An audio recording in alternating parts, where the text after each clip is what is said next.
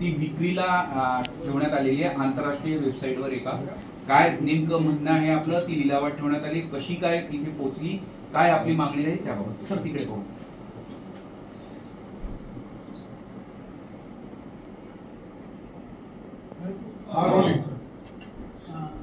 तलवारीचं आता जे आंतरराष्ट्रीय वेबसाईटवर जी तलवार दिसते ती प्रथम राजे रघुजी महाराज यांची ती तलवार आहे. आपल्या सगळ्यांना इतिहासाची माहितीच आहे, पण तरी मी आपल्याला सांगतो की ब्रिटिशाशी अप्पासाहेब महाराज उद्धवजी राजे द्वितीय ब्रिटिशाशी लढले होते आणि त्या लढाईनंतर ही 1853 ते 1863 एक भयंकर लूट ब्रिटिशांनी केली आणि त्या लूटमध्ये खजिना, दागदागिने, हिरे जवारी आणि बरेचसे शस्त्र वगैरे त्यांनी घेऊन गेले. त्यांना भीती होती की हे सर्व राहील तर पुन्हा नागपूरकर भरले, पुन्हा आपल्याला स्ट्रॉंग होऊन ते लढतील. त्यामुळं त्या लुटीमध्ये ही तलवार गेली असावी किंवा एखाद्या अधिकाऱ्यांनी, काही काही आम्हाला असे बी पुरावे आले की काही अधिकारी काही काही वस्तू पर्सनल रित्याने ते जपून घेऊन गेले आणि नंतर कालांतराने ते विकल्या. तर अशा हे दोन ह्याच्यामधून ती तलवार तिथे गेलेली आहे. आणि त्या तलवारीसाठी जे माहिती आम्हाला मिळाली त्याचं ऑप्शन जे होणार आहे ते ऑप्शनमधनं ती तलवार आमच्याकडे कशी वापस आपल्याकडे आली पाहिजे यासाठी आम्ही पूर्ण प्रयत्नशील आहोत. आणि त्यासाठी आम्ही सरकारची मदत आम्ही त्यांना एक निवेदन करणार की तलवार ऑप्शन ज्या रेटमध्ये ऑप्शन आहे त्या रेटमध्ये जर तिथं त्यांनी कॉर्डिनेट केलं आणि ती तलवार त्या रेटने त्यांनी घेतली तर ती आम्ही त्यांच्याकडनं आम्ही घ्यायला तयार आहे. नाही तर मग त्यानंतर ते दिल्यानंतर बी अगर ऑप्शन होत आहे तरी आपली तयारी त्या ऑप्शनमध्ये आपण ऑलरेडी ती बीटिंगमध्ये आपला माणूस उतरवला आहे तिथला लोकल आणि ती बीट बी आपण करायला तयार आहे. सगळ्यात महत्त्वाचं ही जी तलवार आहे त्या वेबसाईटवर जे लिहिलेलं आहे त्याच्यात काही त्यांनी वैशिष्ट्य दिलं आहे, युरोपियन शैलीचं असा शब्द वापरलेला आहे. नंतर डबलदार आहे. काय वैशिष्ट्य होते त्या तलवारी म्हणजे आपल्याला सोन्याची नकाशी त्या तलवारीत काय किंवा त्या तलवारी युरोपियनच तलवारी त्या बनायच्या आणि त्या तलवारीला फार एक त्यावेळेस महत्त्व होतं. आपल्या इकडच्या तलवारी लढता वेळेस कधी तुटून जायच्या मग तिकडच्या त्या तलवारी घ्यायच्या पण त्याच्यावर जे लिखाण आहे ते मोडी लिपीमध्ये आहे आणि आपलं इथं मोडी लिपी नव्हती म्हणून ती इथं आल्यानंतर ते पूर्ण त्यांचं नाव आणि त्याच्यावर ते ठोकल्या गेलेलं आहे.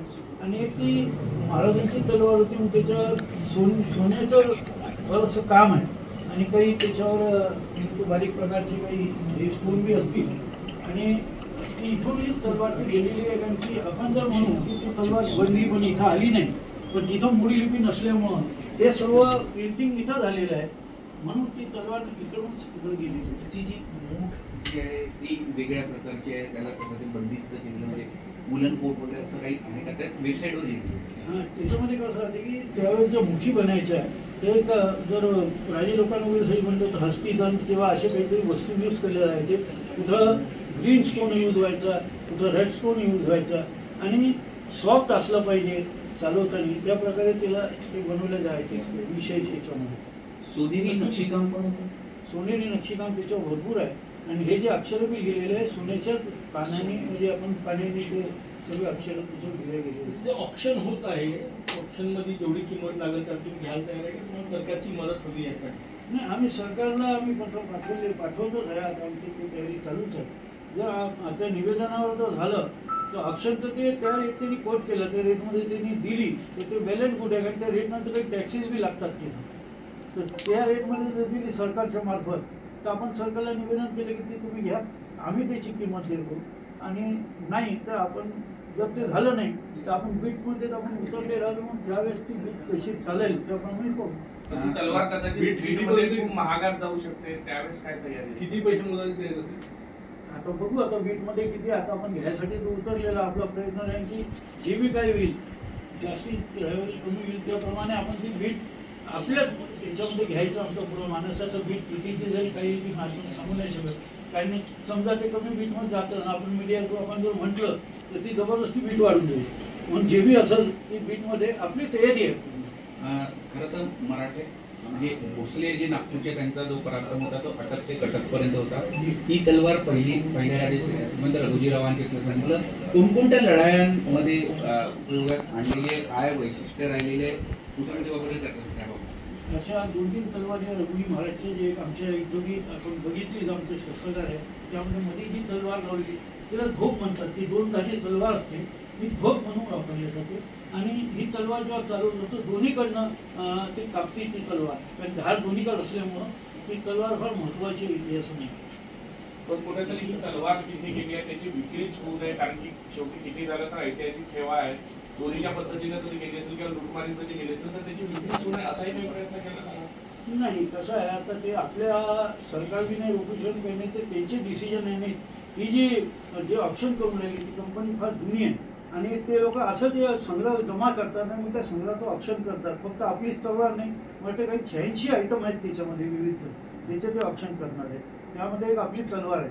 आणि ह्याच्यापूर्वी त्यांनी आपल्या एक फोटो ऑप्शन केला होता ज्याला गोल्डन फ्रेम होती आणि एक म्हणजे आमचे अप्पासाहेब महाराज होते त्या ठिकाणी बसले होते आणि जयपूरचे का कुठले ते महाराज त्यांची ह्याच ह्याच्याची मसरत चालली होती. तो बी ओरिजिनल फोटो पेंटिंग ती गेली होती, ती बी ऑप्शन झालेली म्हणू शकतो. रघुजीराजेंचा थोडासा इतिहास कोणकोणत्या लढाया लढल्या आहेत? रघुजीराजांचा इतिहास जर आपण बघितला तर पहिल्या रघुजी महाराजांनी जे नागपूर आल्यानंतर त्यांनी इथं दोन राज्य होते, त्यांनी त्यांना आमंत्रण केलं होतं कारण त्यांचं दासीपुत्रांनी गादीवर कब्जा केला होता आणि आमंत्रण केल्यावर ते तिथं आले आणि त्यांनी त्या दासीपुत्राला हरवून देवगडला त्यांना गादीवर बसवलं. कारण ते वडिलांवर लहान होते, त्यांना देवगडला गादीवर बसवलं आणि ते सांगितलं की आता आपलं मामा भाच्याचं नातं झालं. पण त्यावेळेस त्या रतनपूर राणीने म्हटलं की खूप दूर जाऊ नका. त्यावेळेस ते नागपूर आणि चंद्रपूर असे दोन रघुजी महाराजांना त्यांनी हे दिले की इथून आपण आपलं सुरू करायचं. मग रघुजी महाराजांनी इथून जे सुरुवात केली की ओडिसा, बिहार, बंगाल, UP, MP, छत्तीसगड आणि हा गोंडवाना ह्या भागामध्ये त्यांनी आपलं केलं. ज्या ठिकाणी गोंडांचं म्हणजे हे होतं तेवढा पोर्शन त्यांच्यानी ठेवला आणि बाकी पोर्शन पूर्ण रघुजी महाराज काबीज केला. जगन्नाथपुरीची रथयात्रा असो, कोणाचं सूर्य मंदिर असो आणि विविध जे मीनाक्षी मंदिराचे जीर्णोद्धार त्यावेळेस केलं. असे भरपूर त्यावेळेस केलं. 2,17,537 स्क्वेअर किलोमीटर ही नागपूरकर भोसल्यांची पूर्ण राजधानीचं क्षेत्र होतं. एवढा मोठा परिसर होता. म्हणून म्हणतात शिवाजी महाराज हिंदवी स्वतः संस्थापक, संभाजी महाराजाला रक्षक आणि नागपूरकर भोसलेंना विस्तारक. जे स्वराज्य शिवाजी महाराज कल्पना केली होती त्याचा विस्तार नागपूरकर भोसलेंनी हा केला होता. हे सगळ्यात मोठं मराठा राज्य म्हणून हिला पाहिल्या जाते. हिला दक्षिण दिग्विजय म्हणतात. Thank you sir. ते शस्त्रागाराची